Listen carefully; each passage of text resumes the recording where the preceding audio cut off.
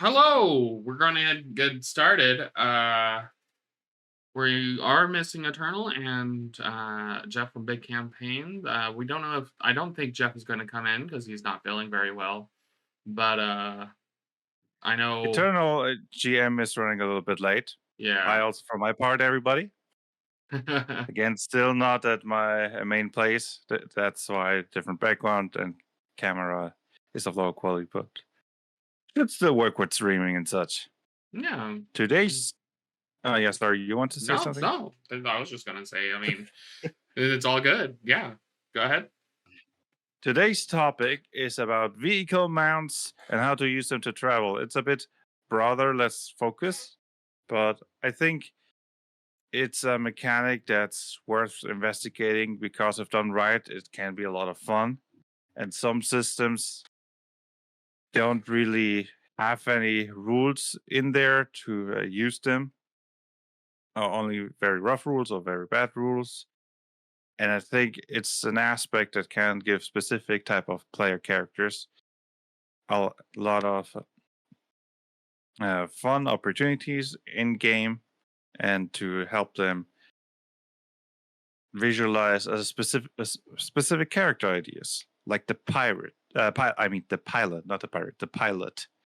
I I mean, pirates mean, also to a certain yeah. degree with boats, right? I always feel really awkward when I'm trying to play a pirate and I'm not able to be on a boat ever in the campaign. It's like, well, I should be on a boat at least once in the campaign, right? Like, that's not obscure. That Yeah. that.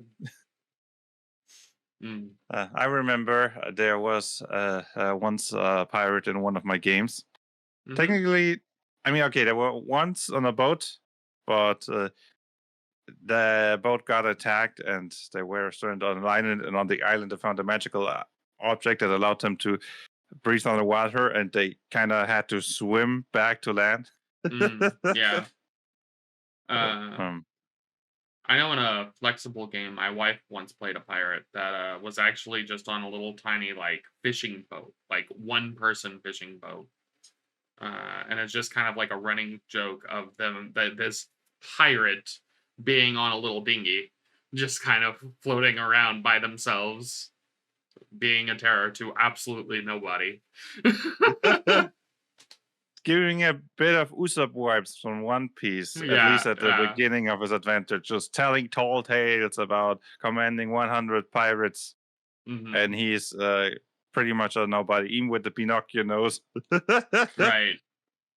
Honestly, and that's a good thing. Like because of vehicles, because of things like that makes playing those sort of characters, even if you don't get to have a giant galleon or whatever, you Hmm. still can get the feeling of the motif and maybe make it your own.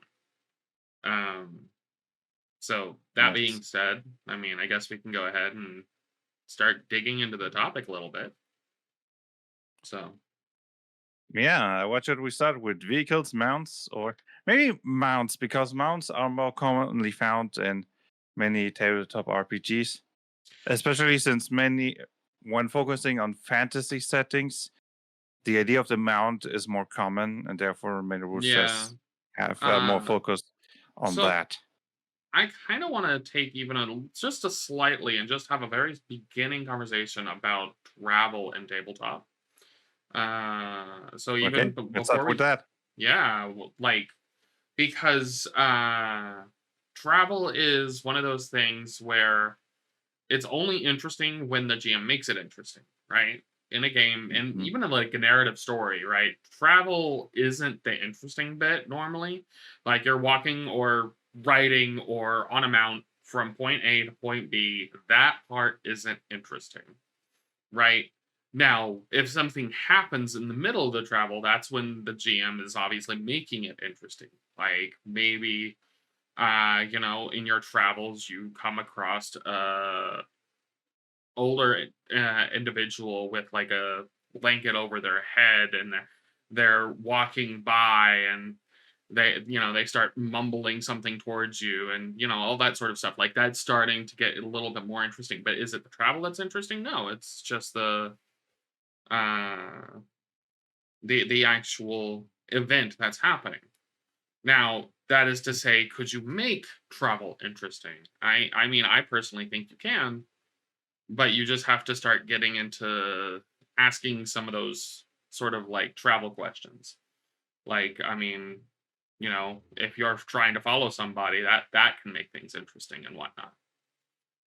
Um, There he is. yeah, there's Uh, Eternal, or well, will be Eternal. uh, Still loading in. yeah.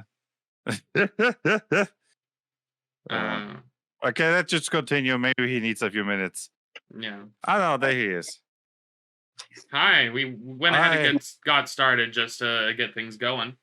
And so he was just doing a broad conversation about travel in tabletop. Hmm. And I was just kind of mentioning how it's only interesting when the game master, the dungeon master, whatever you want to call them, makes it interesting. There is things you can do to make it interesting, but for overall travel, while is necessary from getting players from point A to point B, is generally hand waved, right? At least in my perspective. And I'm going to kind of bounce it at you guys to see if you have any thoughts or things. Maybe in the times that you've ran games, did you do anything to make them more interesting? I think one of the mistakes that many early GMs do when uh, trying to implement travel is just throw random encounters in there, which I think just bogs down the travel times and don't fill them up with really valuable stuff. And but it's not that easy to make it interesting. One thing, of course, is describing the environment. What I like to do is roll for weather. That way, you can add a bit of variation, and I don't have to think about okay, should it be raining now? Should it be sunny? Is it windy? And it does give it a bit of a character. One of my players really enjoys traveling, and let the world sink in. And if it a second question, of course, is how important is the journey itself, and where are they traveling through? If it's just some commonly traveled, heavily guarded merchant road, probably there's going to be much. Maybe some interesting NPCs to find out a way, but there won't be many combat encounters. But if they have to fight through miles and miles of untamed wilderness, then it kind of gets weird if you just say, okay, you travel and you get there, right? It has to be tough. So to a certain degree, encounters I think make sense. Don't It doesn't always have to be combat. It can also be optional stuff, right? So you find ruins, maybe you want to explore the ruins, or you think, no, we want to continue traveling. And giving the players, I think the best way to spice up travel is giving the players a sense of exploration. Drop feeding them things about the world and encounters that they meet should mostly just be able to happen in that region, right? It Mm. has to have a connection to the lore of that specific area. For example, in a game that I just had this Friday, they do a lot of traveling, and they traveled right through an Utgard barbarian territory of the Black Ravens, which are known to mount giant ravens. And they themselves were Utgard barbarians from another tribe. So that was a specific encounter I could make with them, stopping them, of course, noticing them because they were riding a giant cat. I mean, okay, that's on the side. And you have that unique enemy, but it's not just they attack, they stop them. What are you doing in our territory? Goes tree tribe, this is our tribe. And the player kind of escalated, tried to intimidate them. And I mean, we're talking about barbarians. The intimidation did not work. And the aerial superiority did force them to the players to retreat. But yeah, it's a unique encounter, which is specific to that region and not just orc group, a number 10 attacks you here. And this time, orc group has bows. Ooh. Right. But one final point, I have to admit, travel is still a point where I struggle to really make it interesting. Hmm. I mean, that makes What about sense. you, Internal? How do you handle travel? How do you spice it up? So if taking a note on like, if it's important or not, if it's not important, it's just kind of described what happened. But Hmm. if like it's a big part, like currently in our play testing, we're in Barovia. There's a lot of travel time when you're just trying to figure out stuff. You don't know what's going on, so you don't have an actual game plan. This is their first time they had to travel longer than they can make it in one day. So not only am I like trying to go, what are y'all talking about? Y'all both got yanked here from another place. What is on your characters' minds? Trying to get role play going, but also bringing up what are y'all doing in this downtime? Y'all are about to have to prep to have somewhere to be overnight because it's really dangerous here. So what do y'all do? Well, in this case, they ended up finding the Vistani, so they're going to chill there overnight. But that has created some very interesting situations where they had to use what's on hand to now set up this protected area in the cave and make sure to clear it out just so that they could be safe. And a lot of my inspiration for stuff like that kind of comes from stuff like the Lord of the Rings. Hmm. They were to go from here to here, but the majority of the movie is in between those 2 points. None of those events necessarily pushed getting the ring to Mordor, Yeah. but all of it had to do with it in some way or another. The interacting factions, the different species, the troops of Sauron himself, different routes they had to take. Like that one town, they ended up meeting. I don't remember the ranger's name right now, but that guy. Uh, that was probably not in the game master's plans. They were like, no, we need to go to town. We need to go pick up some stuff and do all this before this journey.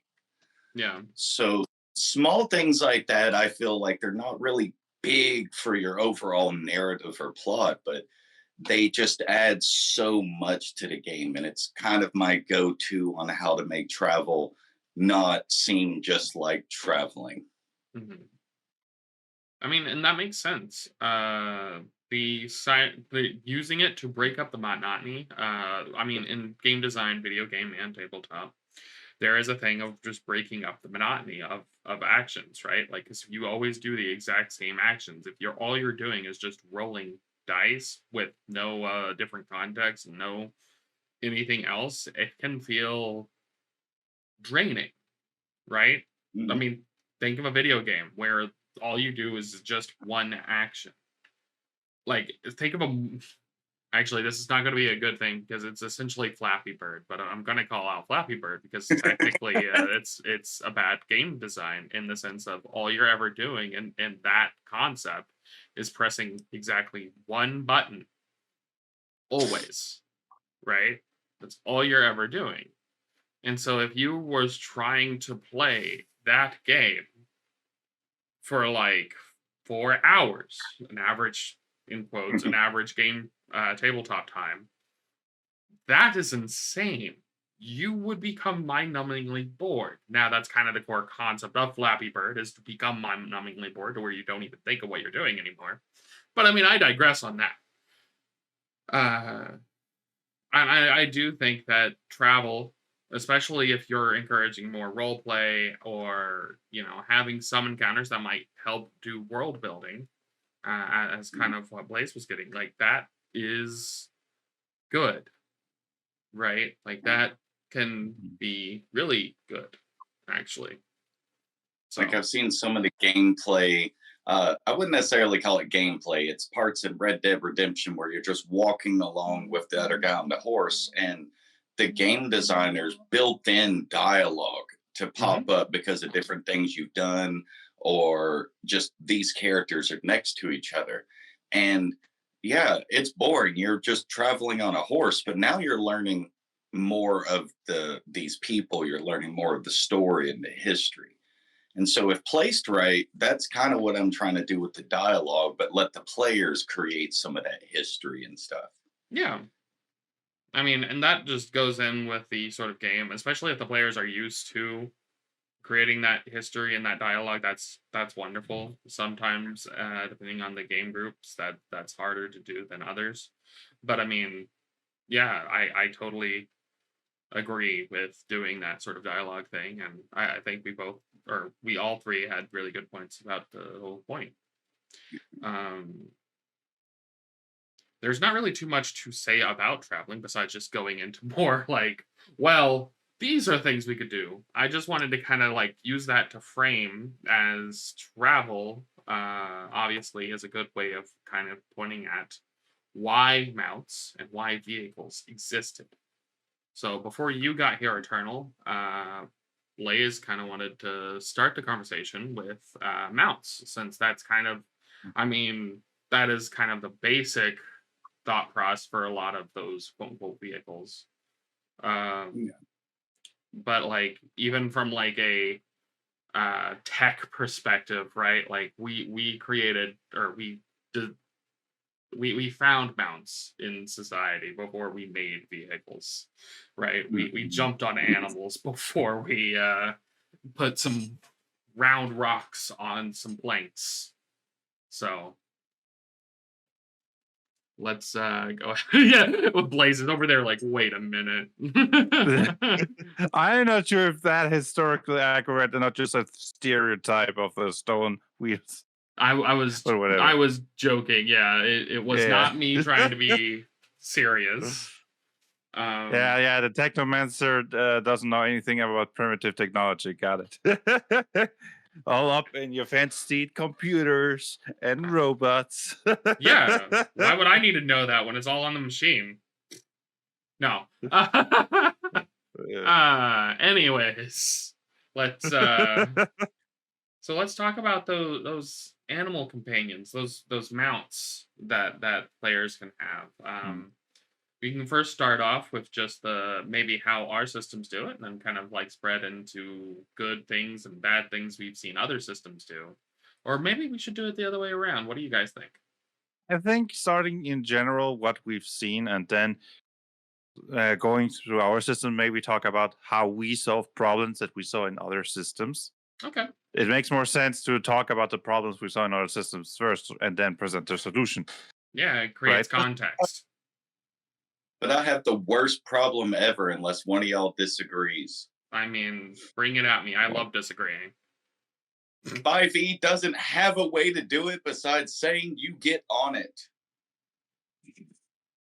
Animal I mean, handling technically, that. there are a bit more nuances, but yeah, the dragon game is a very bad example of how to handle mounts.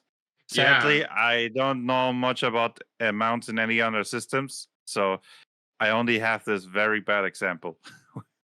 Well, I mean, Vampire's not any better, and I'm sure White Wolf Publishing is that way across it. If I remember correctly, you just kind of do it. Mm-hmm. You can have a specialty in it, but then you're now a professional writer, or you know the anatomy and are a doctor for one. There is no in between. Right.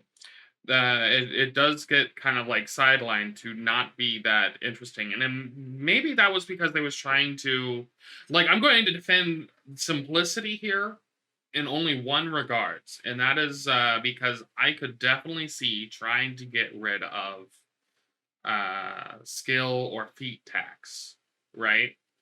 So a lot of older tabletops, one of the biggest issues, especially like even not even super old, I'm going to actually point at the Dragon Games 3.5 edition. There was feat tax for everything, right? You wanted to do a very specific build. Well, all of the feats that you got every time you got a feat, which is a lot different than how they handle its feats in 5e. You probably had to do a bunch. Like there was like prerequisites. Every good feat had like at least 2 to 3 prerequisites of other feats you had to get. And that felt bad because that means that, well, now I have to get these 2 to 3 Apparently ads are going on, and I thought I turned off that. Anyways, I'll figure out my stream later. What was I saying?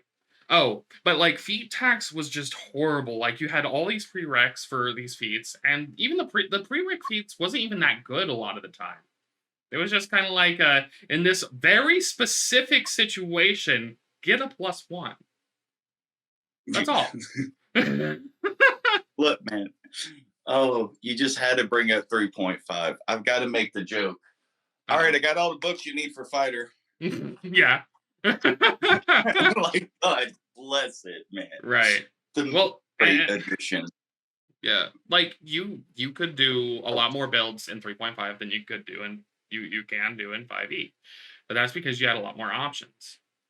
And that's just the way that it was. Of course, how they handled mounts and stuff, I think, was slightly different as well. But I will be completely frank, I never had a mount in 3.5, and actually, that's kind of be my comment about mounts right off the bat. Actually, mounts. And technically, this bleeds into vehicles of there's not great times in certain situations for them to exist.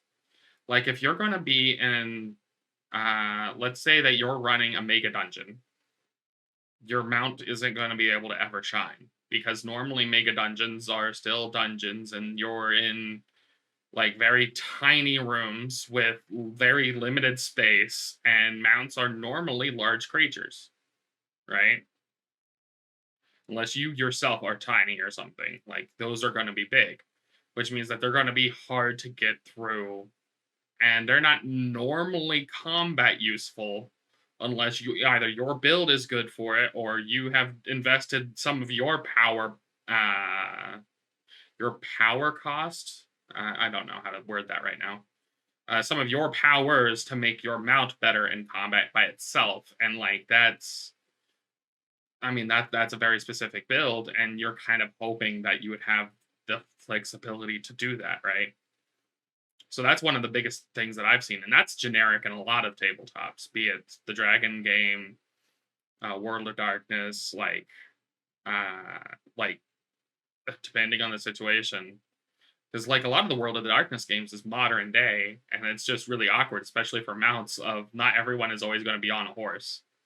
Like, you played the Dark Ages version, and 100%. So Dark Age is just a time period. Like they time zoned it, but they also upgraded time zones based off of edition. So Dark Ages is like second edition or version. By the time I got to version 3, they're already, I think, running the Masquerade, which kind of is Renaissance time period and forward. And it's supposed to end when, their apocalypse happens. So the Masquerade is like the current setting all the way back. They have Dark Ages and one other one. Yeah. But it's the in-between. But on the modern day stuff, 100%, there's barely anything. Like the coolest I've ever done was, and I would have brought up the point that most systems kind of calls this as well, is vehicles and mounts come down to being exciting with an action challenge, not rolling dice and trying to have a chase.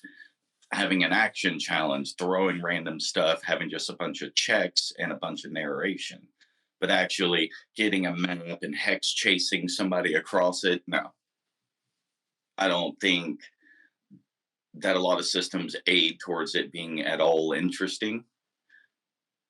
And so I've always gone with action challenges.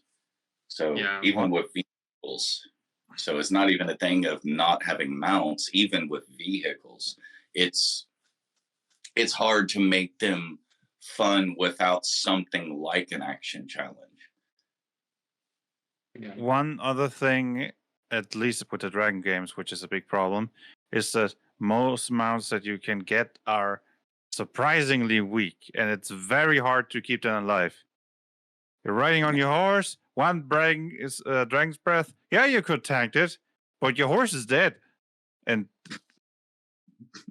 you really, even when you reach level 5 and beyond, anything other than a mystical mount is already like, why bother? The horse is going to die on the first attack.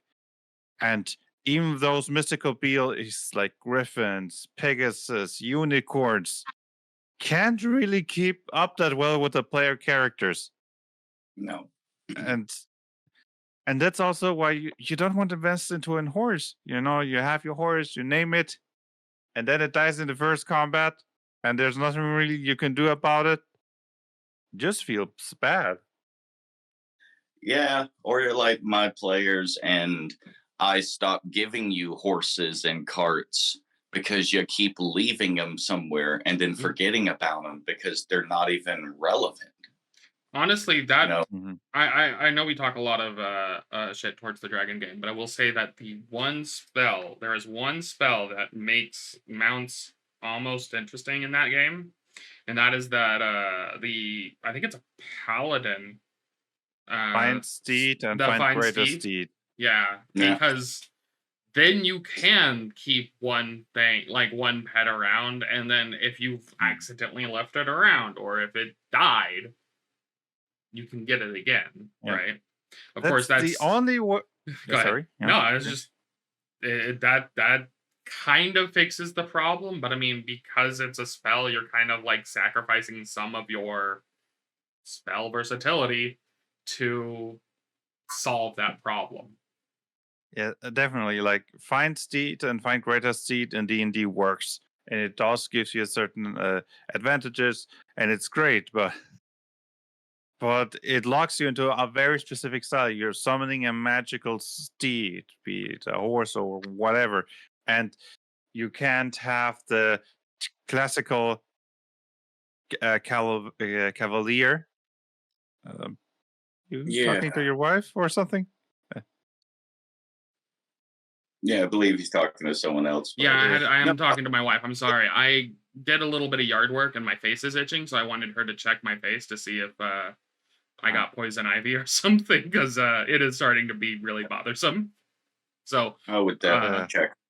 you guys keep Okay. going. I'm listening. I'm just just mute yourself. So No, but the Cavalier, that's a great bring up because I was just like I told y'all last week, I've been doing research on pre D&D and pre third edition versions of D&D, and the Cavalier was a class that just disappeared.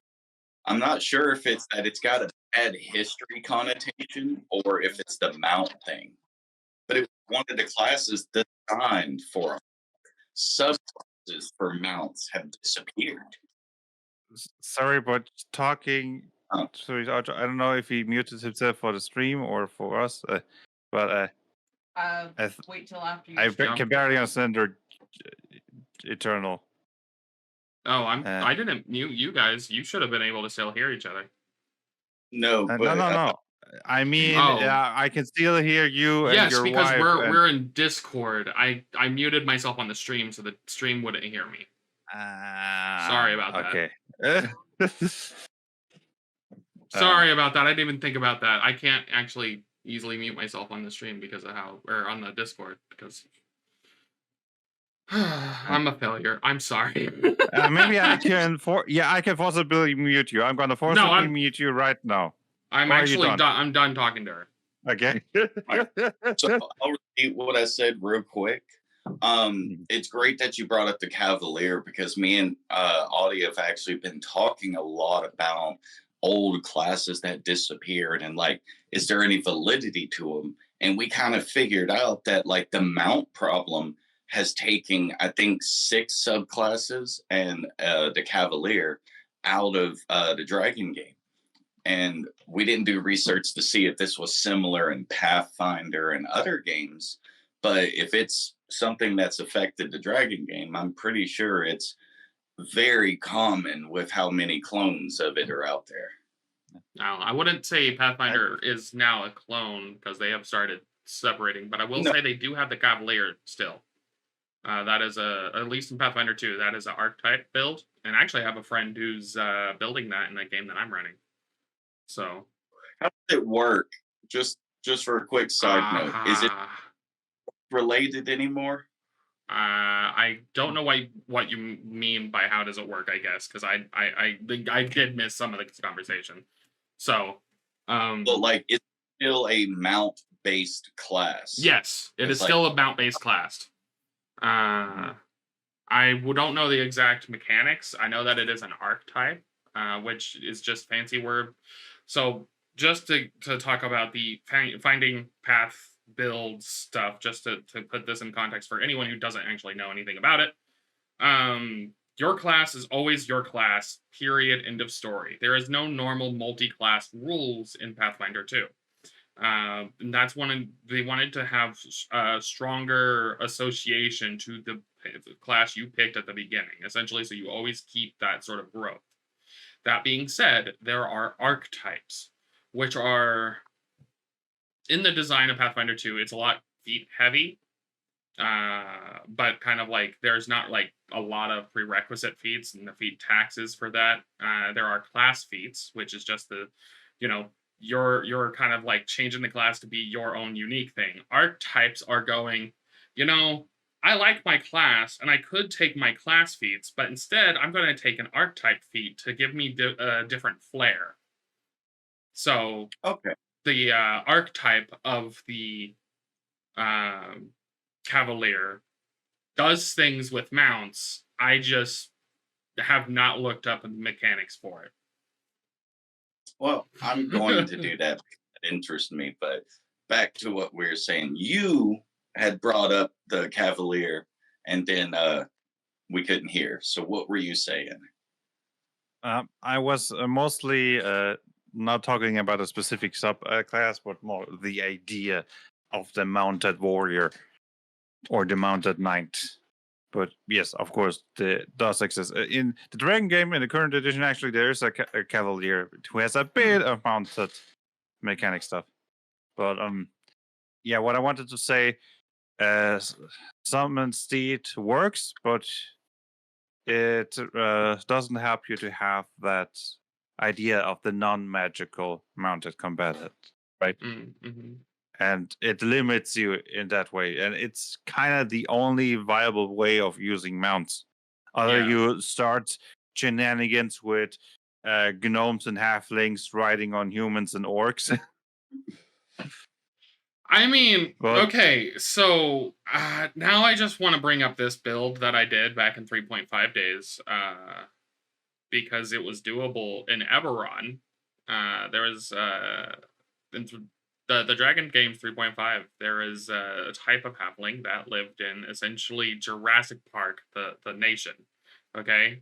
Like, it wasn't actually a Jurassic Park in the sense of, like, science brought them back. No, it was the wilds, but, like, the halflings lived there, and that's where, like, a lot of them came from. Mm-hmm. And there was some halflings that, used dinosaurs, aka raptors, mega raptors, as mounts.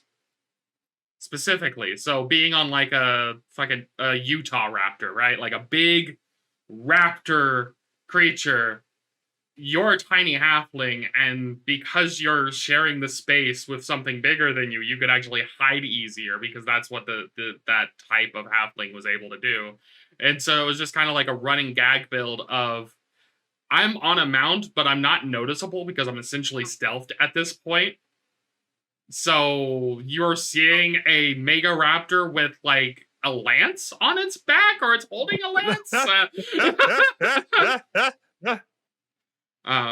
was a telekinetic raptor with his lance. Right. It's a stupid build. I loved it, but like I actually forgot all about that build. So thank you for reminding me. It's a great concept. But yeah, sorry. You reminded me of that, and I had to say it because that is mounts done right.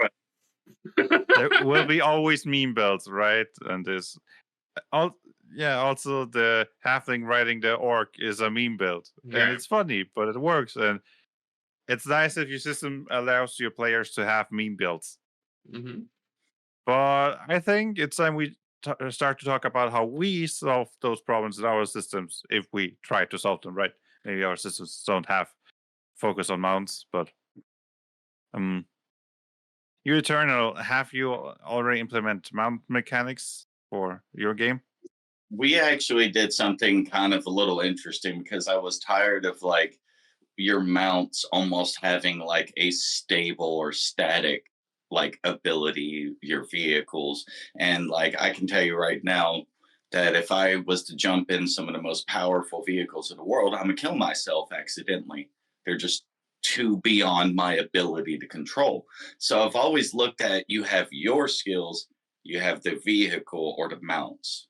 And so you're doing a singular role for your actions, but half of it has to come from you. It can't be fully done from the mount or it's not in your control. So this kind of allowed us to have a different ranking of Okay. you could be able to use without it just being something it's like, oh, it's more expensive, it's more faster. You actually had to train your ability to be able to be better with said thing as well as working on getting a better version of it. Mm-hmm. So we kind of split it. It's Okay. half the player, half the tool, if you will, whatever Yeah. it be. I do like that of just being able to have like because you're that's what you're essentially doing. You're gonna have like essentially a minion, so it should be kind of tied to your level to keep things power curve because you're already spending some amount of your capability to have this thing, be it like whatever like thing it is, be it an animal companion or if you're more of a sci-fi game, maybe the mount is something different, like a living motorcycle or something. That being said, if that's the case, it should grow with you. I know that's kind of something they do in Pathfinder 2 as well, of growth, specifically because the animal companion grows with you, at least with health, and I think some of its stats, other stats, but I'm not too certain. But I do like that. I do like that. Cool. What about you, Blaze? Well, in Ishanekon World Shapers, mounts and vehicles are handled in completely different ways. So I'm going to focus first on the mounts. Mm-hmm. First, mechanically, there's an action in Ishanekon World Chamber, the climb action, which usually is used to climb on bigger enemies, so that they can't attack you while maybe you're on the back and such, or it's harder for them to attack you and such. And if you use a mount, you kind of use the climb action on the mount. If the mount is it kind of presumes that you already know how to cooperate with the mount. It doesn't require any like animal handling checks and such. Mm. And an ally can just fail their anti-climbing skill check. Mm-hmm. So basically, just allow you to mount them. Yeah. And then you can do a so-called union. A union in combat is when you share your turn. You basically take the medium of all your initiative, and then you can act in parallel to each other. And depending on how you get your mount, is you can presume that the rider has some form of control. So the mount can move while the rider attacks at the same time, or you can have more of a combat mount who attacks with the rider. And basically, the mount is just a second creature, which when it moves, you also move with it, which can give you insane mobility. It's actually one of my favorite ways to counter the scout character of one of my players who is insanely fast. Just give them some mounted enemies, and suddenly he can't run away anymore. Yeah. And it's an easy in-world explanation, right? Okay, you may be fast, but they're riding horses. Right. But yes, of course. Then there's also the question, the squishy mount, which I wanted to solve. Mounts are creatures such as anything else, and the creatures that I offer in my system, they're from level 0 to level 15. So your mount can level up with you. Mhm. If a human can reach demigod levels of strength through training and experience, why can't a horse? Right? That's always something that I didn't like about the Dragon game, where the stats are more static. And yes, it says you can manipulate the stats, but it has no rules in it. So no GM would allow your horse to level up with you and become an epic horse worthy of an epic cavalier.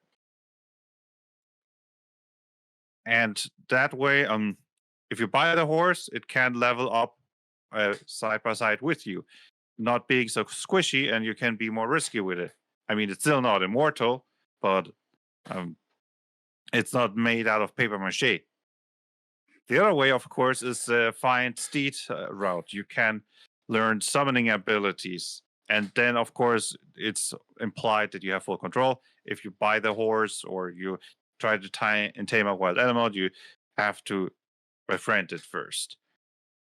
But a summoned creature, you have immediate control, and there is a talent which allows you to have us summon permanently. So if you cannot rely on the game master to give you a permanent horse companion, you can just get a summon ability and that talent, and now you have a horse that stays by your side, and or whatever kind of animal you want to do.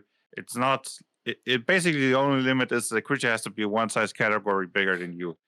Mhm. So you can be riding a troll. You can be riding basically whatever you can convince to let it ride you. A giant honey badger. Why not? I mean, the Dragon game has some kind of ridiculous mounts too. Yeah. There's the dog mount for the halflings, for example. Yeah. I mean, shoot, you can get away with a lot of different things depending on the size of the creature that you're playing in, like the Dragon game, or even in the Finding a Path game, because like this is kind of a thing that I was pointing out in a game that I was running actually yesterday. Running through in the Finding a Path game, I was running them through Abomination Bolts, which is AP, and at the beginning there are spoilers for anyone who ever will play the thing. There are these creatures, these mitflits that are like goblins, so they're like I say like goblins. They're technically have the gremlin tag, but they're small creatures, and they just kind of have been collecting random giant bugs to try and train to be mounts, like giant flies, giant scorpions, giant everything. And it's just hilarious because well, some of them are actually really nasty creatures because yeah, especially for a group of level 1 players that they learned yesterday, because, well, a giant scorpion is a level 3 creature, and they're level 1, and one hit from that thing is pretty much death. Of course, they cheesed it, though, because giant things are not easy to get into certain areas. Yeah, of course, that's a problem that my system doesn't solve. If your adventure takes place in tiny dungeons, or at least dungeons with tiny hallways and tiny rooms, then you can't take your mount with you. Unless you really got the greatest steed version and resummon it whenever you go past the tiny hallways. Right. But to be fair, not every type of character functions in every time of campaign. And that's also the job of Session Zero. So that you don't build the social, political master in a pure dungeon crawl where there's nothing but combat. Right. If you always should be able to know what's going to happen, and the GM or DM or whatever the system wants to call them should be able or feel like they can say that to their players, because I mean, obviously, if that's how you're selling the game to your friends, of being like, hey, let's run a dungeon crawl, right? Or let's run a socio-political tirade of some sort. Let's do some wartime campaign farce. Like, I don't know. There are so many different things you can do, and obviously in different things that you're trying to do, Lost shines differently. If your adventures takes more place on the open world and travel is important, suddenly the Cavalier doesn't just works, but he also gets to shine by speeding up traveling time, and relative open terrain is great for a high mobility mount. Yeah. And such.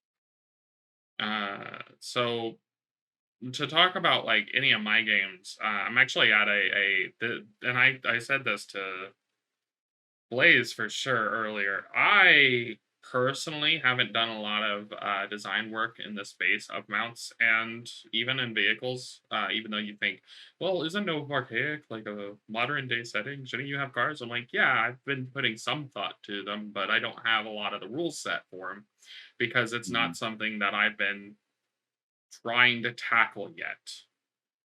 I've been more focused on more broader stuff, and as stated, and especially in this conversation, it's not a thing in every game where that's going to be something that's relative. Like if you're playing, a lot of the tests that I do normally don't involve players traveling from point A to point B, except for walking, right? Like they're checking out a very specific location, so they don't necessarily need to do, other travel things. So, but I do have some notes, but I mean, they're just notes. I mean, you can share your notes and ideas, even if they're not finished. I also have some notes and ideas and bigger vehicle rules, which I wanted to mention. Yeah. So go ahead. Yeah. So keeping it on at least mounts for a second. I haven't done obviously I haven't done too much thinking on it.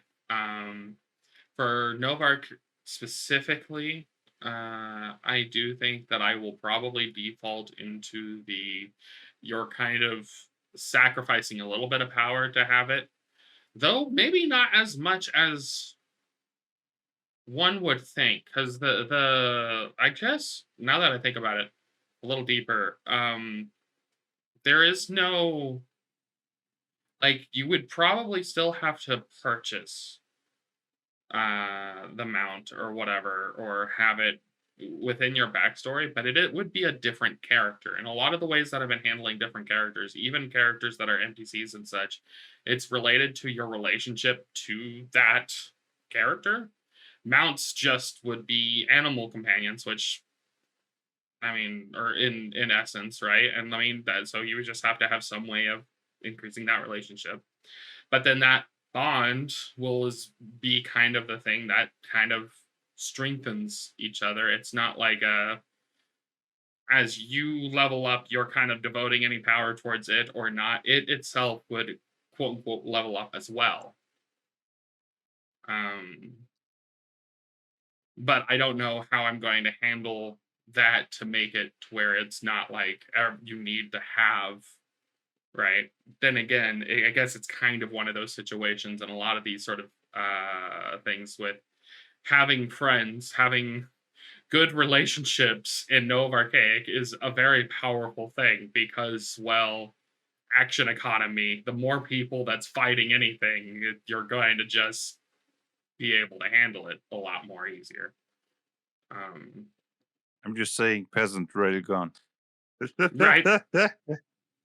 Right. And I mean, that's kind of the whole thing. Like in Nova Archaic, just a lot of the characters, every character has the capability of having levels and such. Of course, I will say that the levels in Nova Archaic is much flatter. There's actually, as of right now, I only have up to level 10 because that's good enough. A lot of the end of the campaign stuff ends around level 7 because you can tackle a lot of stuff at that point. Because of how the curves work. But yeah, I digress. I don't have too many notes on specific mounts because, well, it kind of goes into the thing of, like stated, in a modern day setting, you're not riding a lot of horses, right? You can. There are some people who still have horses, obviously, but not for getting from point A to point B. Normally, it's because you have like either you're a person who likes to have like to just have horses, or you're raising them for races and stuff like that. And that kind of where that falls in. There's not just people who's like, I have a horse because I'm using that to get to work every day. I guess maybe there could be somebody like that. That'd be a little weird, wouldn't it? Aren't there some police forces that use horses? So you are correct that they exist, but from my research, those are normally more for like show and such, not for actually doing police work. Like not in that sort of sense, I guess.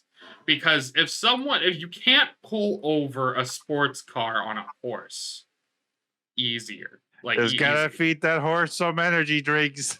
Right? I mean, if that horse jumps onto the car, then I mean, actually, that probably hurt the horse, and I don't want that on the horse. But like, oh no, the poor horse. No. Get it out of your head. Don't think about it. But yeah, I can't imagine that even if they're real, they are a minority. And yes, horses aren't really used that often actively anymore nowadays. Right. Now bears. Take that to the party. He's a good hugger. Yeah. But yeah, how about we? I think we've done with mounts. How about we move to vehicles? Go a little bit forward in time and talk about vehicles. Yeah, I'm okay with that. I will default to you guys starting, just because, again, like I said prior, I haven't done too much thinking. I will say vehicles are a little easier for me to think on, but Eternal, you mentioned that you'd already mentioned vehicles when talking about mounts, so Yes. you kind of handled them similar, right? Is there something specific you want to add about vehicles? Yeah. Like they're similar in the fact that half of the equation is always going to be it or the mount compared to the player. But where, you actually have to train and level the horse, you can buy and pay for upgrades to your vehicle. Now, with vehicles as mounts, there is limits to each, basic frame or body you're dealing with. But, once you get towards the larger ones, we actually have decided limits on this is how many crew members, which are untrained basic, but then any positions that are required are a trained position. They require a skilled laborer to take over that part. So if you don't have all those pieces and places filled, you can't fully operate the ship. So you'll lose functionality or it won't go. So there's limitations built in for that. You can't just go, oh, look, we're a 3-person party. That's a huge warship. I mean, you got a big ship and it's going to be hard to maintain, but you're not firing those guns while driving the ship kind of situation. Other than that, it's pretty much still with the same line of I want them to be able to progress with the character vehicles to a point. Certain breeds of horses or other species would do their increases to different levels. Their starting stats would be higher or lower depending. That would pretty much be my additions on what we've done with vehicles. Okay. I guess then I continue with how Ishanekon World Shapers handles vehicles. There basically 3 categories of vehicles.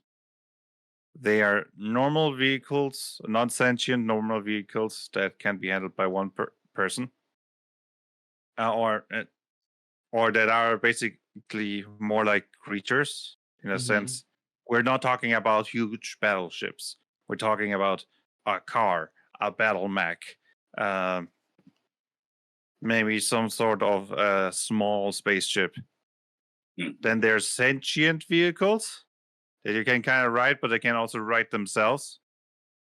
And then there are rules for the big vehicles that I actually don't have implemented yet. It exists in node format. But let's start with the rules that already exist. A sentient vehicle is basically just like any creature, with the exception that you can enter that creature. But a sentient vehicle can normally override anything you tell him to do, but it can also allow you to pilot it. The sentient creature is kind of like, for example, a transformer, right?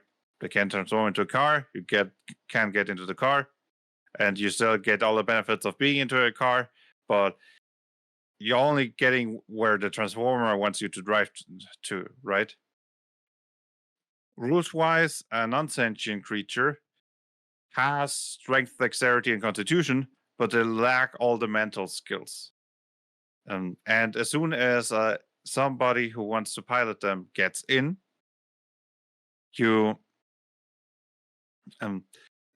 vehicle gains all your mental stats, and you gain full control over the vehicle if you know how to handle it. You cannot just get into an alien ship and know immediately how to use it, unless you get the vehicle adapt talent.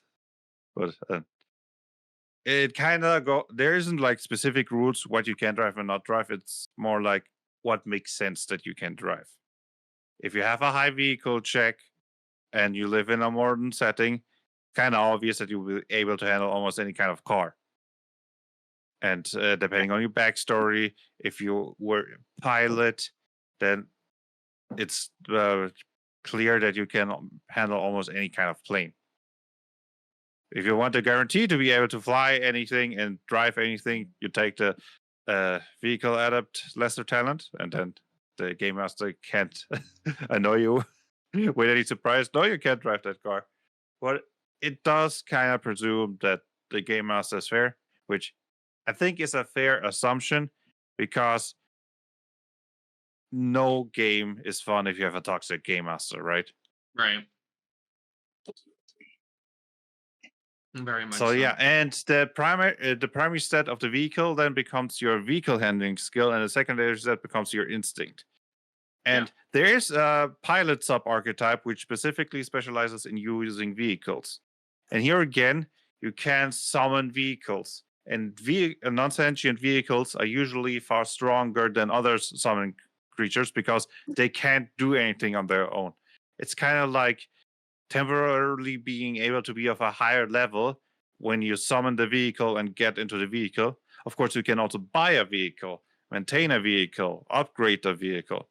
Though, to be fair, there aren't specific rules for that, but it makes sense if you've got engineering skills that the game master would allow, similar to the mounted horse, over time to allow it to get stronger. Especially since a vehicle kind of has to be stronger than a player character to make sense to use.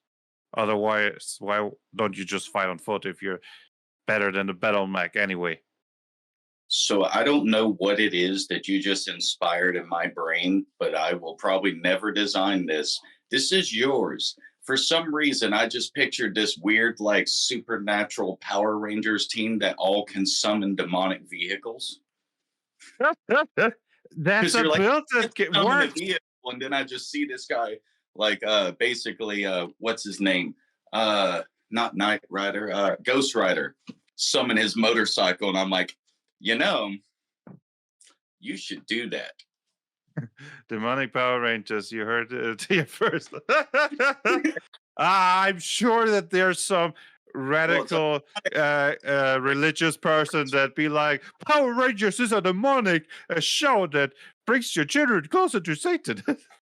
Hey, it wasn't that long in history that people was saying D&D and other tabletops was bringing people closer to Satan. So there's still people that think that. So yeah, I am not one of those people. Yeah, very obviously. I mean, I dislike the dragon game, but that has nothing to do with any demonic rituals or such. Yeah. It's just classical greedy capitalism. Yeah, right. No political I stuff, mean, right? I'm not gonna stop you. Anyways, We're talking about summoning demons. yeah. Yeah, but Summoning yeah, demons, talking about how cataclysm is back. I see that they are equal. No, I mean, it doesn't have to be demonic vehicles. It can also be holy vehicles. You don't only summon demons, you can also summon angels. It's your choice in this game. I'm not forcing you in any kind of route. But are the vehicles holy because of religion or drive-bys? a little bit of both. Swiss cheese armor. I just got the image of like an angelic mech. Kind of reminds me of World of Warcraft, the Light Forged Ren I had. No, wait, I don't think they were mechs in the sense that you could ride them. They were just automated automatons that were powered by holy light. But yeah, kind of like an angel mech suit. That sounds awesome. That does sound kind of cool. But yeah, you can also do the demonic Power Rangers. All of them can be pilots, and they differentiate themselves by what kind of vehicles they summon. You can have like the healer vehicle, the tank vehicle, the damage dealer vehicle. And also, the pilot gets a lot of features that allows him to use his own abilities and features through the vehicle. So that way, you can also differentiate them with each other. So a whole player group only made out of pilots works, and they can all be very unique. I mean, something Voltron, something. There is actually a fusion ability. Yeah, there we go. If you teach a summoned vehicle the fusion ability, you could create a boss level vehicle that everybody needs to ride together to use. So yes, you can have that in Ishanekon World Shapers. Demonic Voltron or angelic Voltron, or just classic morally gray Voltron. Morally gray Voltron, right? Like I don't know why, but I just had this image of a Voltron with an investigator, a fedora, and just smoking with like dark color scheme. This city is hell. Yeah, Voltron Noir. That's the next setting for goddamn. Yeah, you summon Noir, but it doesn't make him like extremely good in combat, just extremely good in investigation and social interaction. He has all of the weapons of Voltron, but like he doesn't want to use them. It's Noir, right? Like it's like yeah. Which the funny thing is, yes, you can make a boss creature vehicle that is super good in social interaction and all of that out of combat stuff. So you can have Ishanekon's World Shapers. It's getting ridiculous, but I love that about my system that you can really go total ridiculous and whatever. Like, and I don't even have to have thought about that specific crazy idea. Just the combinations allows you to do that. Yeah, that's the great thing about generic systems is that you can build a lot of things. Where, I mean, in more system specific ones, you kind of have to hope that you can still build what you want with the other stuff. Like obviously there are trade-offs to that though, but we're not here to discuss those. Going into me, I'm now taking the spotlight. I'm going to start talking a little bit just on vehicles because I do have actually more notes on vehicles as stated than I do on mounts. So with Nova Archaic and vehicles, I do have. Okay, so Nova Archaic, I do have the skill Drive, which is used to do obviously drive checks, right? And then depending on your characters, where they're from, is what's going to tag of what vehicles you kind of know how to drive, right? Like if you're from the reality shard that is the modern day world, then well, you know how to drive a car or truck or motorcycle, etc., right? You know how to handle those core world vehicles, at least conceptually. On the reverse side of that, if you are from, say, Elfenheim, which is one of the locations, you would know how to handle the vehicles that are from there. I don't have any of those vehicles designed, but I that will eventually be a thing. I will also say that the stats so far that I have is kind of close to what's been stated, of kind of like you do need to have like at least one person to do the actual like driving part, and there may be extra people dedicated for different functions of the vehicle, especially if it's like a big massive warship sort of thing. If you want to have like maybe for a specific giant warship, you need to have one of the weapon systems. You need to have like 5 people just dedicated to that weapon system. That means that you need those sort of people in there, and then they would also have like associated like skill, probably ranged, to be able to fire those things. But it would have like rules for that. Though for just a normal car, you only need one driver, and there's enough passengers for like 4 people, for medium-sized people, I guess. Even though I don't actually have the tag of medium or small creatures, I actually just have how tall they are, how much space they take up. But that's an entirely different part of the discussion, I think. The only other side note is that, as with a lot of things, and this is kind of one of the fun things of Novarchaic, is that I have this concept. There are attributes which are like the strength, dex, etc., right? I also have some secondary attributes, which are kind of more... You have to build towards them. They're not primary. They're just kind of a thing. Vehicles, one of the secondary attributes they can have that is not normal in a lot of systems, and actually is a thing that is something they share with clothes, attire, and that's the style attribute, which is just how stylish and of how, like, what type of style it actually invokes, because that's kind of like a role play sort of secondary thing.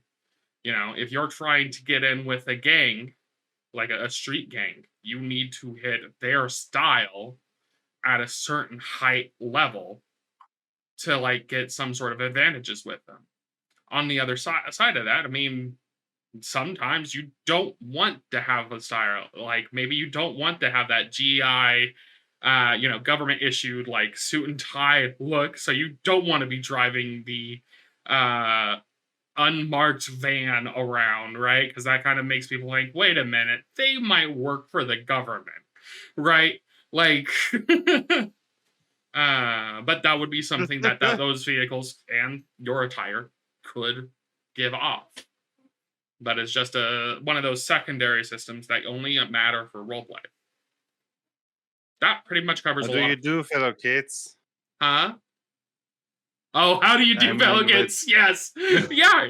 No, you could totally have actually, that's the one thing I love about the style. And a lot of people that I've shared the style mechanics with that really loved is that the fact that you can have characters pretending to be other things, and it's not that, yeah, you could have an older gentleman trying to pretend to be like some college level dude and doing that whole how do you do fellow kids meme from the movie.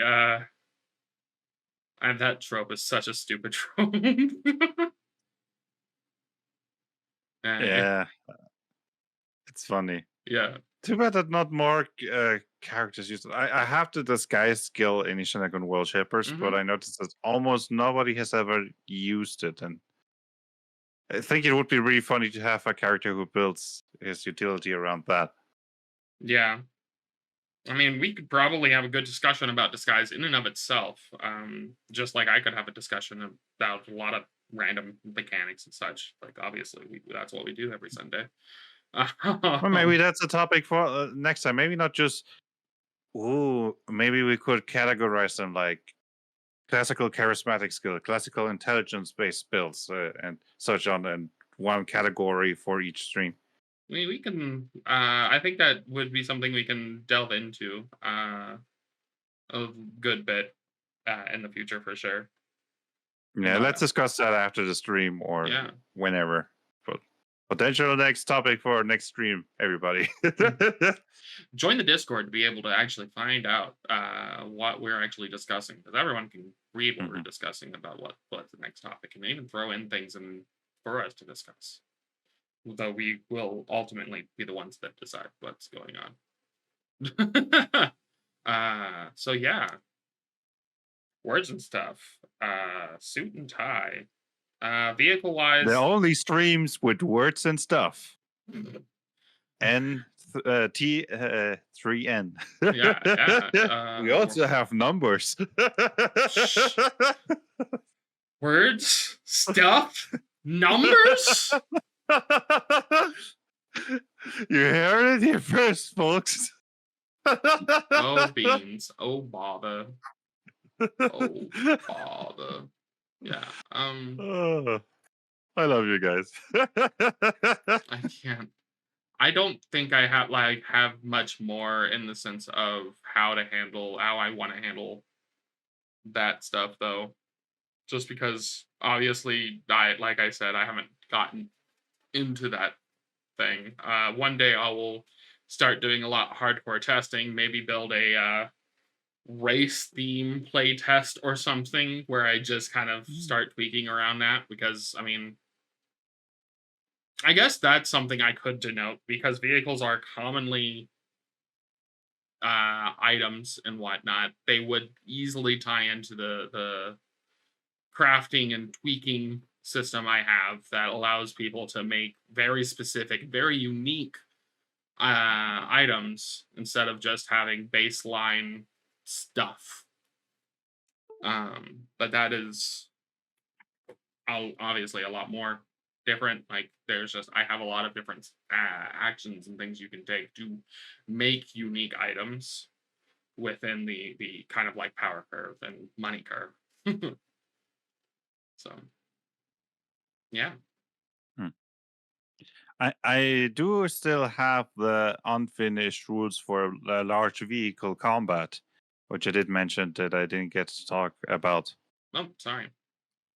It's fine. I was already talking a lot about the default rule sets, and it's good to mix it up so that none of us just is talking the whole time.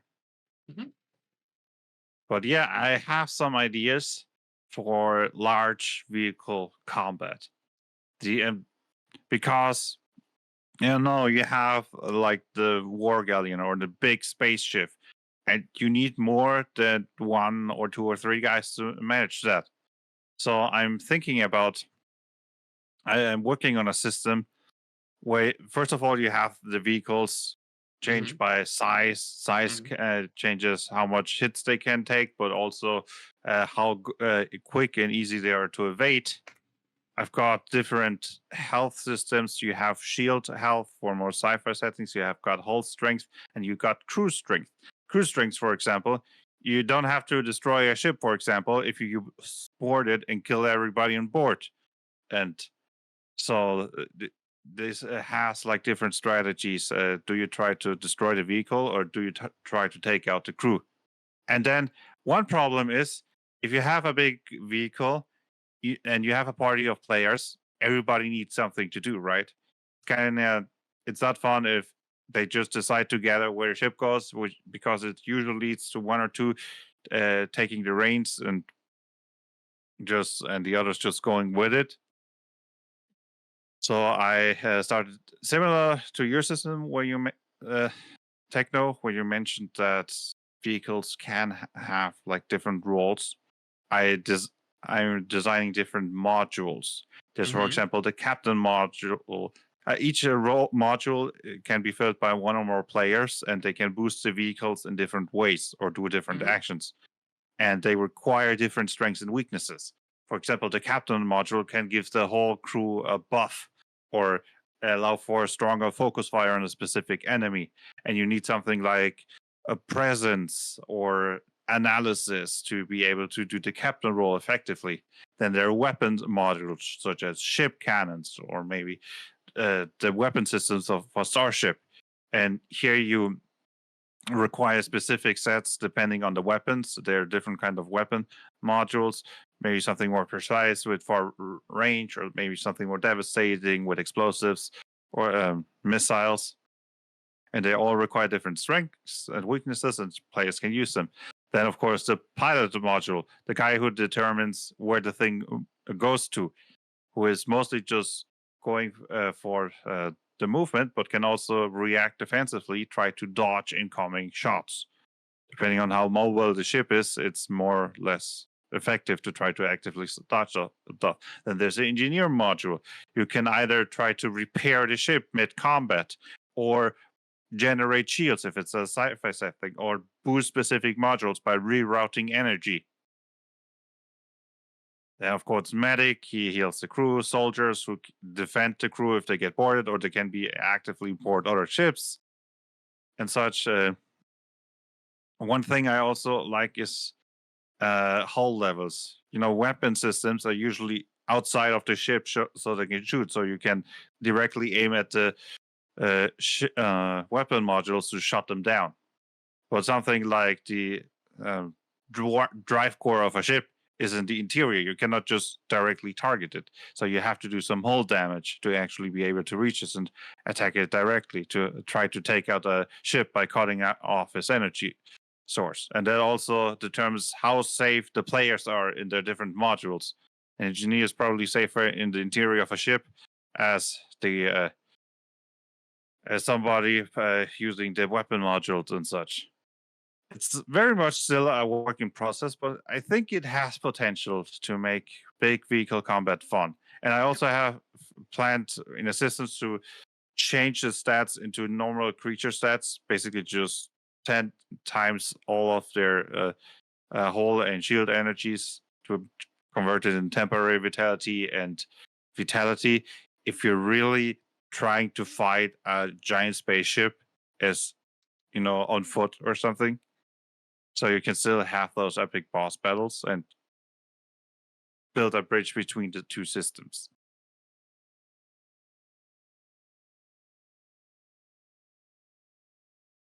Okay. Any comments? Comment. No, I have no comment. I mean, go ahead. It made me think of, and I think the game was Skies of Arcadia.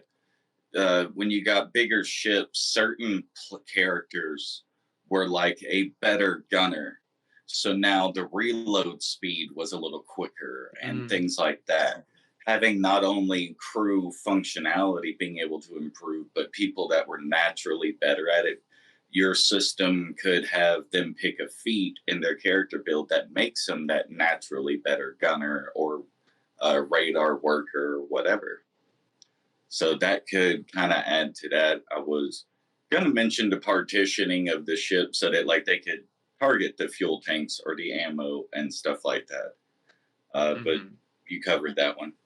The thing is, I want, of course, yes, giving you a bit of room to specialize. But one thing I want to avoid is that you're just the pilot and you basically either you're good at being part of the vehicle or you're good at being outside of it. Because at least that's what I heard about this Star Wars tabletop RPG, that basically you either go full pilot or you don't go pilot at all. And right. It kind of leads to your player character being very useful in one situation and completely useless in every other situation. Mm-hmm. And I want to avoid that. So, yes? Well, I was just going to say, that's power tax in a nutshell, right? Which is just a thing. You want to be the best, you want to be able to get to be able to do the thing, but then you have to take all these other things, which kind of like limits your issues or your capabilities. Obviously, there are solutions to that. Having your powers be a little bit more broad use, maybe designed for a very specific thing, but giving them capabilities outside of that specific thing, even at a weaker level, is one of the common solutions to that. But see, I was gonna say, like, on your big feats list, I'm sure there's probably a bunch of them you could go. So if you're on a ship, it provides this secondary ability as well, which will now help you in combat with a ship. It's utilizing the abilities of that feat to slightly tweak them to fit with that.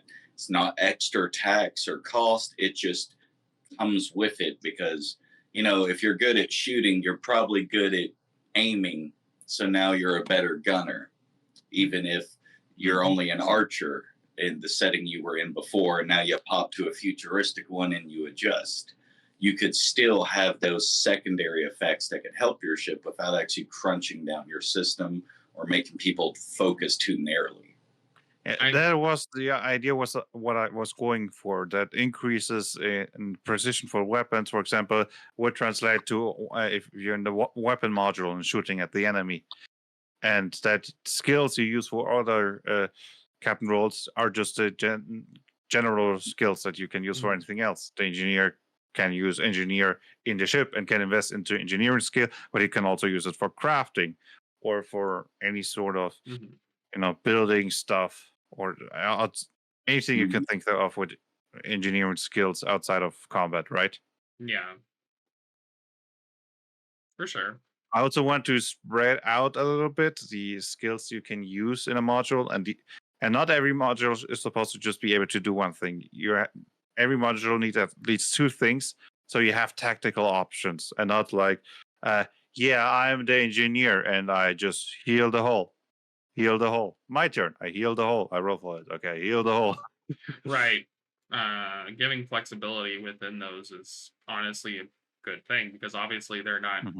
I kind of want to so one of my biggest complaints for vehicle combat is actually what I like to call the Final Fantasy vehicle combat, of where it just feels like you're playing a Final Fantasy game, you're on an airship or what have you, and you're fighting a giant bird, but your characters are just the things that are the cannons don't matter that are on this giant ship. It's just you four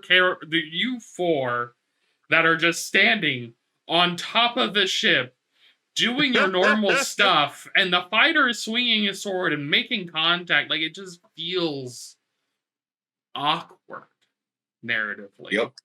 I'm looking at the dragon fight in the sky in Final Fantasy X right now. Yep. Yeah.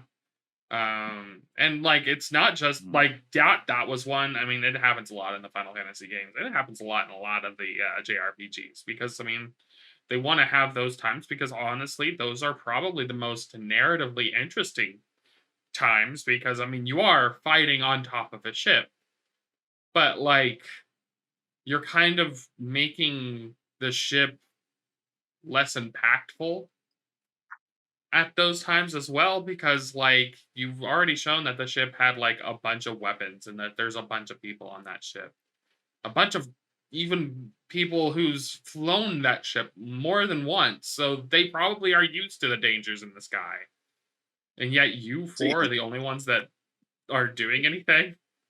Like, I get you're supposed to be the heroes, but they should have it to where what you're doing is getting that dragon off of the command deck.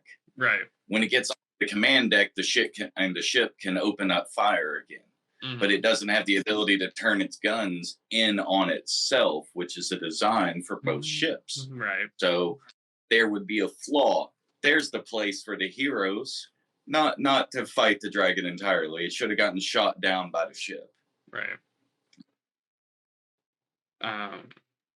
But that's just a side thing, a side concept, I guess. And like, obviously, ship huh? for game.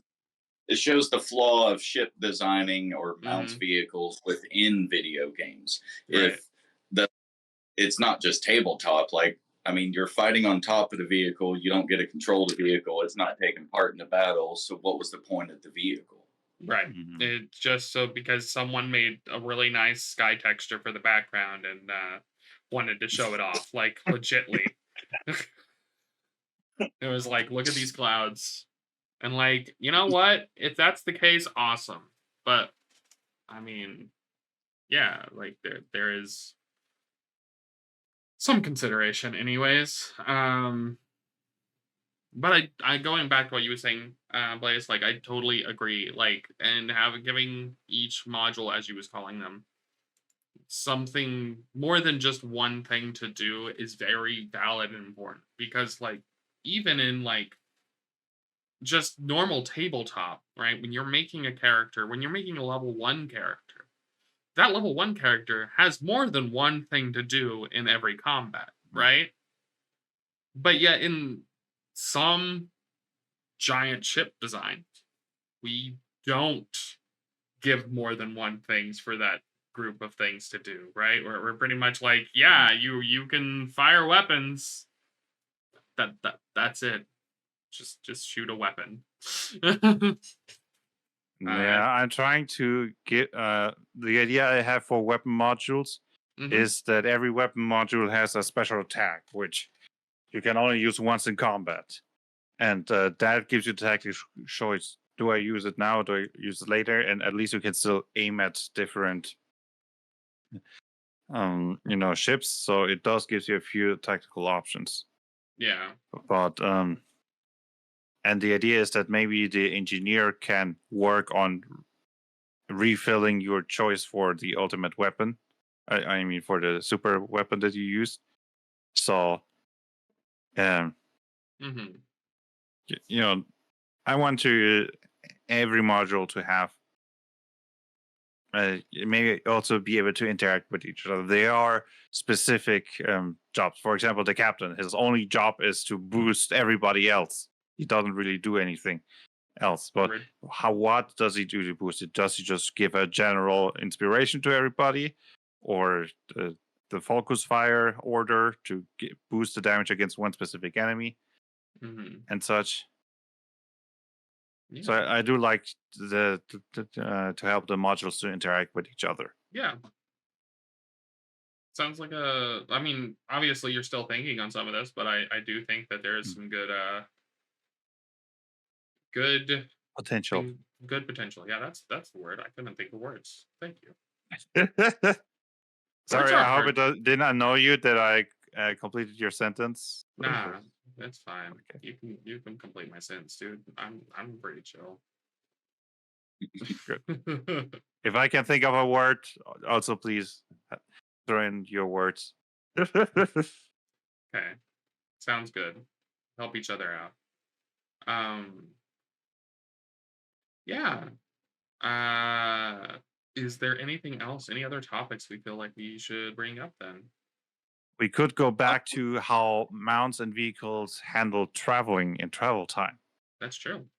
Kind of wrap this up by going back to the beginning in a way. Mm-hmm. So, Blaze, since you brought that up, you go first. Blaze, you brought us into this mess. You're getting us out of here. Yeah. Do it. Yes. I think it's something important. A mount can also give a lot of utility outside of combat, right? Mm-hmm. Be it carrying stuff for you or traveling. But I think it's also important to specify in which way it helps you to travel. So I think it's important to mention the rules. Yeah, this is your average travel time. This is your average travel time when you have horses. This is your average travel time if you have a very well-trained mount fast. Here's traveling time if you are on a plane. Here's if you have a ship and such. If you're on a living motorcycle. Just throwing it out there. Just throwing it out. I mean, you don't really have to be that specific. Like living motorcycle, you can just use like car or sure. faster mount speed to simulate that. I That's mean, fine. if you have to think about every single super specific possible option, even I have 1, 2, 3, 4, 5, 6 options in my rule set. To be honest, it could maybe use a few more. Mm. But yeah, now that I mention it, I don't have planes or starships or something like that. Maybe I should add that. Currently, Blaze is adding only more have. work for him. So Yeah, currently I only have on foot stealthy, slow mount, faster mount, car, and sailing boat. And it does also involve some research. How fast are these stuff? How much can you travel with these? yeah.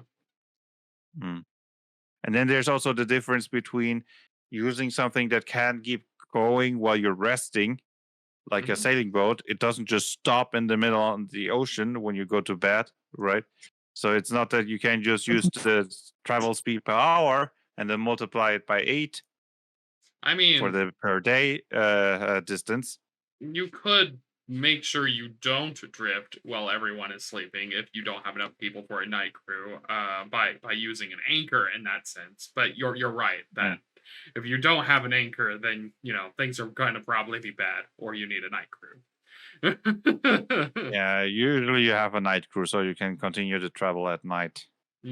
That's also why the sailing boat has such a high per day travel speed compared to the per hour travel speed when compared to other ways of travel in my list. Yeah. And of course, I'm using kilometers, not miles. I mean, as an American, I'm actually also using, well, I don't have actual numbers for kilometers right now, but I'm using meters for a lot of my space. I'm not using feet or miles because consistency is key and uniform numbers make math easier. It scratches the good part of my brain. I want to say the European, what was the word? Approves of this choice, but the thing is, it's not like just Europe. It's the whole world, with the exception of like 3 countries. Europe being one of them. It's but yeah, I don't. And I've accepted that. Like, I use one for like certain stuff. I use, like, you only have inches and feet as a carpenter. Like, that is your world in America if you're a carpenter. If you're a carpenter, I could see it.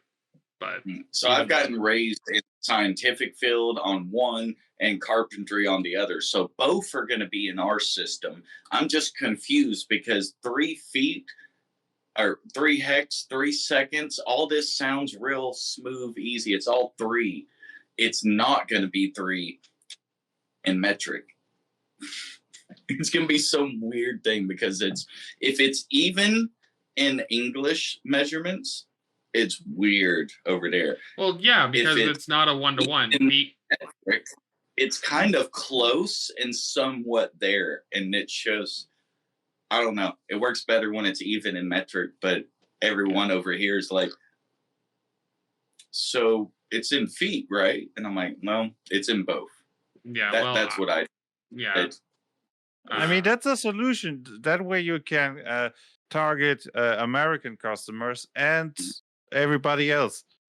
Yeah, one of our playtesters will be translating it into German and Greek upon it getting released. Even I don't have a German version of Ishanekon World Shapers. Which is weird, considering.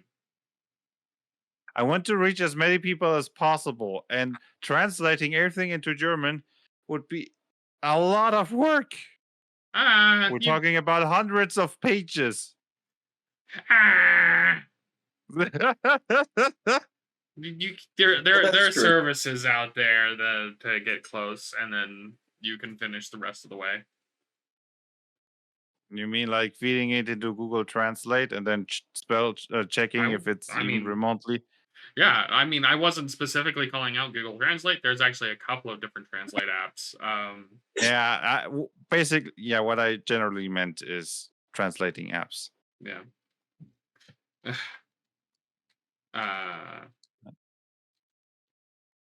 I mean, I guess technically, but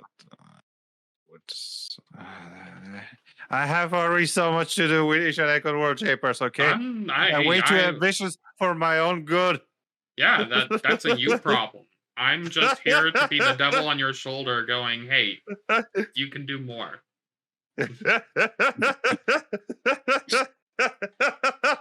I believe in you. Do more. That statement is always true until you can't do more, because doing more was you dying.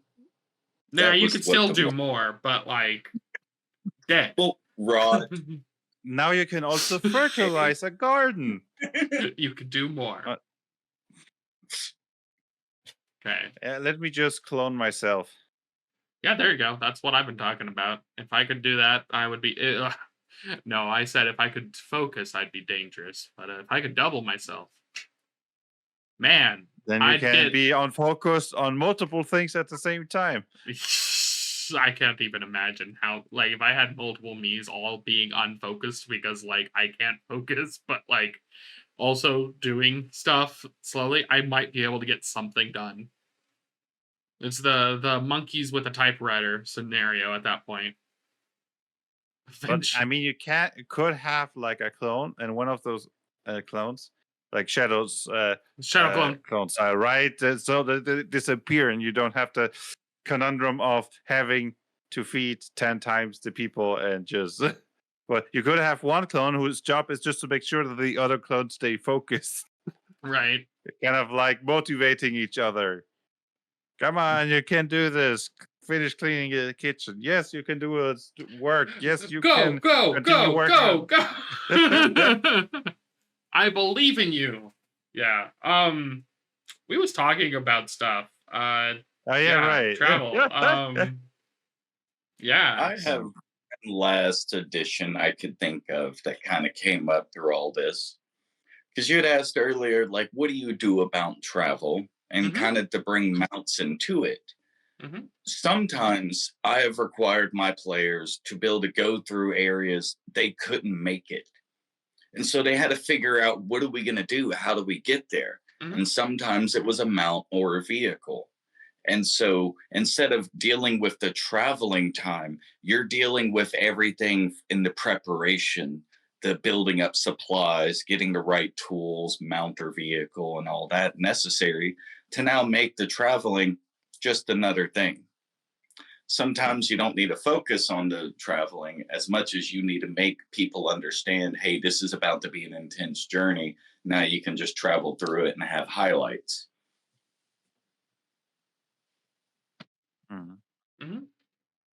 Yeah, tying your vehicle and stuff to your exploration is a very smart thing to do. I agree. I like it. That would be my final addition, because we really covered this topic good. But I mean, in the last 15 minutes, we can just cool down and maybe do does anybody have something to advertise a bit? Yeah. Do you guys have things you want to share, to talk about, to like words? And numbers. Sorry, my face is actually itching really bad. So try not to just as much as possible. Because that would just look weird. Yeah. So yeah, I mean, I'm also a bit tired, so it's okay. Let's just make a chillaxing turn. We'll You're Eternal. Do you have something specific you want to advertise, an event or something? Finally, I do. I'm actually finally got the date set for the interview with the YouTuber OKSDM. That's going to be on the 10th of September. Nice. Should be uploading either the same day or within the week. Okay, cool. Nice. I will see, or if you want to send me a link to their YouTube when I make the video, I'll make sure to shout out that creator. I will definitely do so as soon as I'm done with this. Awesome. What about you, Blaze? Yeah, what about me? Yeah, what about you, Blitz? Champions of the multiverse, come and join me in Ishanekon Arena to show me your mind. Win gold and glory in front of a multiversal audience. I have a new monthly event. Next time will be the 19th September at 18 o'clock Central European time. It's basically just going to be one shots where you can bring any sort of character. It doesn't matter what setting. It's the story is basically already multiversal. Mhm. The next one is going to be themed Cyber Dinosaur Jungle, where you have different challenges. Some of them combat oriented, but not necessarily. And for this time, it's for level 3 characters. It's just going to be some ridiculous, fun time where you can try out crazy builds. One of the players already kind of cheated and is building specifically a dinosaur tamer. He wants to use my dinosaur against me. Sounds hilarious. I mean that's beautiful. Dinosaur taming. One other player is playing with the idea of building a crazy inventor.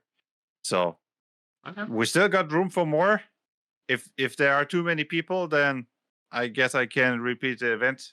So come on in, join my Discord server if you want to join the games. Okay. And yeah, it's going to be fun. It sounds like a lot of fun. The funny thing is it has two hosts, announcers. And then one announcer being a version of me in that headcanon multiversion, and the other being a colorful pony, BlazeReason, which is kind of just my pony sonar. So it's built to be ridiculous and just have fun with it. And I'm just so high when I'm lying in bed. I'm just role playing it, just the banter between the two. I'm so looking forward to this. It sounds absolutely hilarious. Is this a streamed event or something? Can we watch this? No, it's not streamed. It's private. Man. Okay. But I am playing with the idea to maybe stream it. But some of the players who want to join are not really the streamer kind. So alternatively, perhaps maybe, I know this is a lot of work on your end, so shoot me down. But like maybe give us some highlights in like a video or on a stream or not a video, or well, it could be, or even just like a little article, if you will. Maybe I could ask the people if it's okay if I record it and make a highlight, and if they don't, I can share the funniest stories on Twitter or on the Discord server. Yeah, sounds cool. I like it. I don't. And you? Am I doing anything cool lately? I mean, probably, but like nothing I really like. Something. Check out my Ko-fi because I like to write articles, and yeah, that's about it.